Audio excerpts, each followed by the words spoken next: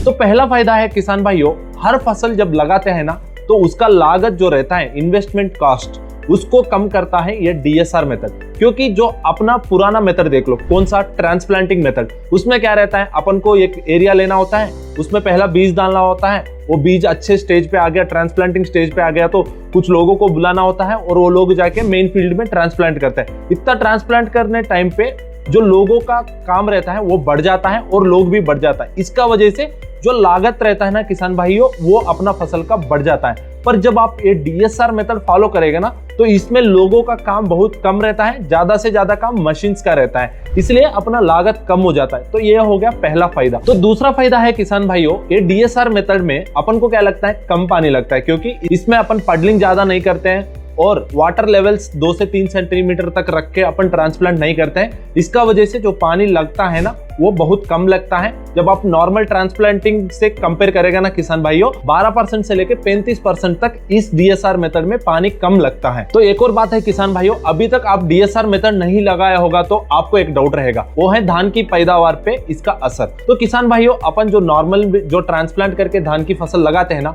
उसमें जितना उत्पादन आता है ना उतना ही उत्पादन ये डीएसआर मेथड में भी आता है। 1-2 क्विंटल का फर्क तो रहता ही है, पर इतना भी फर्क तो नहीं दिखता है। इसलिए डीएसआर मेथड भी हो या तो नॉर्मल मेथड भी हो, दोनों मेथडों में एक ही जैसा पैदावार निकलता है। और एक और बात है किसान भाइयों, जब अपन पौधे को ट्रांसप्लांट करते हैं तो एक जगह से उखाड़ के दूसरा मेन फील्ड पे अपन जब लगाते हैं ना, उस समय पे क्या होता है, पौधा में स्ट्रेस आ जाता है। स्ट्रेस आ जाने की वजह से किसान भाइयों 1 एकड़ का पौधे में से 5% तक का पौधे जो है वो मर जाते हैं। तो यही समस्या को भी अपन डीएसआर मेथड से भी कम कर सकते हैं किसान भाइयों।